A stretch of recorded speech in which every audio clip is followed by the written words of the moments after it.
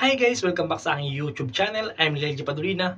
Sa video nito guys ay sasagutin natin ang tanong ni Athena Jeresa. Ayan, lagyan natin sa screen. Ang tanong niya ay, mahirap po ba ang exam? So yun yung tatalakayan natin sa video ito at ituturo ko sa inyo sa mga gusto mag-apply sa fast food chain. Ipapakita ko po ang tanong at ang sagot dito sa exam.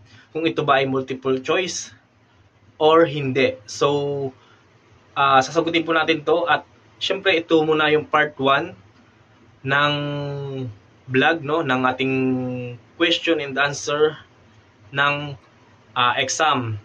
Ito yung part 1, then meron pang part 2, part 3, part 4, no, kasi lahat ng exam ay ating ipapakita at ating iba-vlog kasi para magkaroon din naman ng idea yung mga ibang gustong mag-apply at yung ibang may mga katanungan sa kanilang isipan ay magkaroon ng kasagutan, no? Kasi mas maganda yung napapakita natin yung tanong at yung sagot para sila ay meron ng idea kapag sila ay napasalang sa exam pagdating sa fast food chain, no?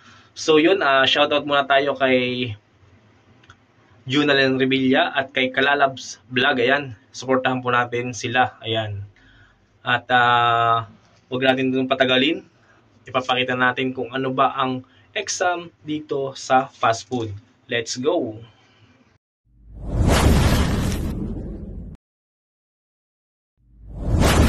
Ang exam po na ito ay food safety. Ayan, ito po. Ito po yung pinakamahalaga na exam pagdating sa fast food. Kaya kailangan po nating malaman, lalo-lalo na po sa mga baguhan na gusto mag-apply as a service crew dito sa Jollibee, Chowking, sa Mang Inasal, at sa iba po pong fast food chain. Ito po ay napakahalaga, ang food safety exam. Ayan. So dito po sa video na ito ay malalaman nyo at ipapakita ko sa inyo yung mga tanong at sagot para mayroon kayong idea kung sakaling kayo ay mag-e-exam at mag-a-apply sa ganitong fast food chain. So yun, let's go. Ayan. Ito po yung Project CP2P Certification Exam Set 1. Ayan. So, number 1 po. What is our store more significant impact on the environment? Ang sagot po dyan is letter A, water pollution. Ayan, tandaan nyo yan. Ito po ay isa-summary lang natin kasi kung ito ay babasahin kong lahat, baka matagalan tayo, abutin tayo ng mahabang oras. So ngayon ipapakita na natin yung sagot, no, kasi may sagot na ito. Bali babanggitin ko lang to, no, yung mga tanong sa exam. So yan, number 2, any material or byproduct eliminated or discarded as no longer useful or required after the completion of a process. Sagot po dyan ay waste. Ayan. Number 3, the presence is or introduction into land, air and water as a substance which has harmful effect. Ang sagot po dyan is letter A, pollution. Ayan. Yung may bilog po, yun yung pinakasagot dyan. So, number 4, it is an indicator of pollution in water. Sagot po dyan is letter C, vote A and V. Ayan. Hindi pwedeng oil and grease OG yan. Number 5, Jollibee enforced solid waste segregation on all of its restaurant. Which one of the segregation categories? Ayan. So ang sagot po dyan letter B, non-biodegradable.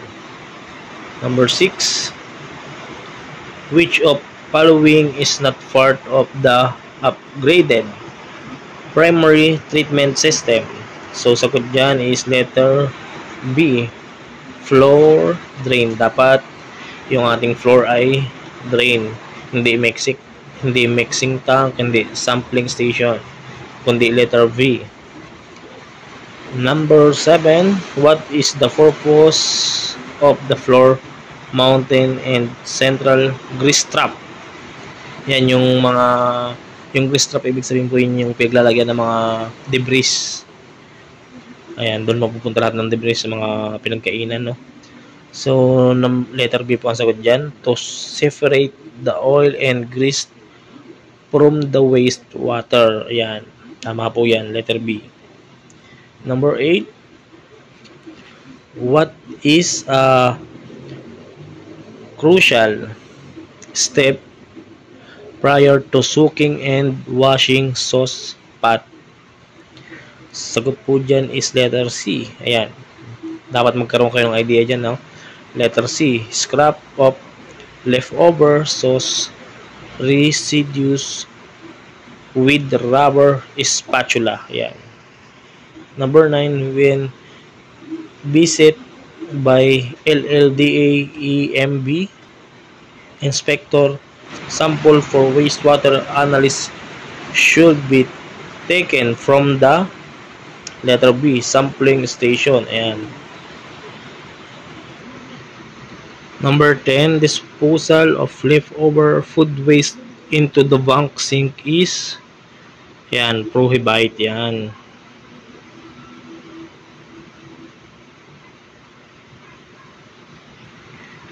Letter A po ang sagot dyan, no? And number 11, which of the following does not help to minimize BOD in our wastewater? Sagot po dyan is letter C, putting leftover food like rice into the drip pan. Ayan. So number 12, the goal of project CP2P is to achieve, ayan, letter C, BOD less than 500 mg liters. Ayan.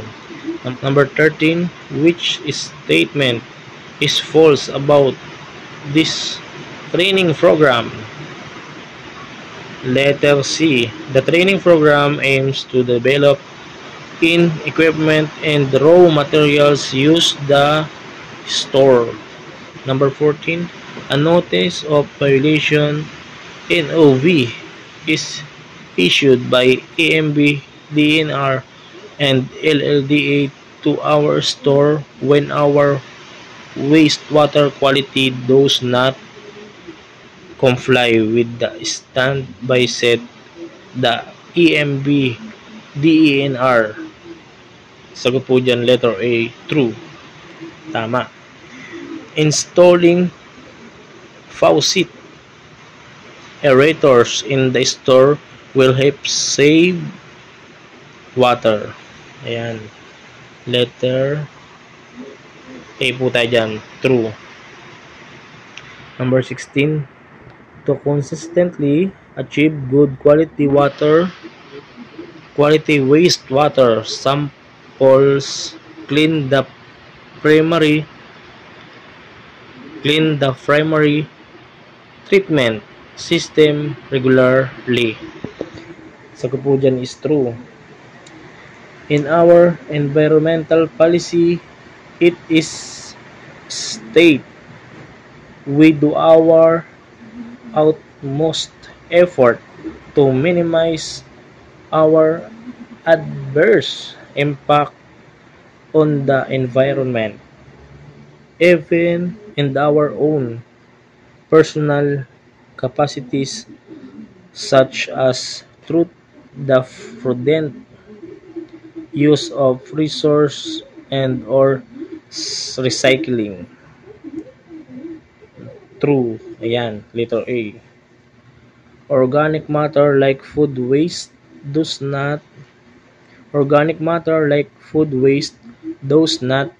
contribute to the negative effect PF oxygen deflation in the water bodies. Letter B, false. At number 19 naman, Use vegetable oil. Should be disposed in floor drain. Letter B, false. Number 20, we can prevent pollution loading by implementing kitchen best management practices and our stores. Letter A, true. Ayan. Sana may natutunan kayo sa food safety nating tinalakay, no?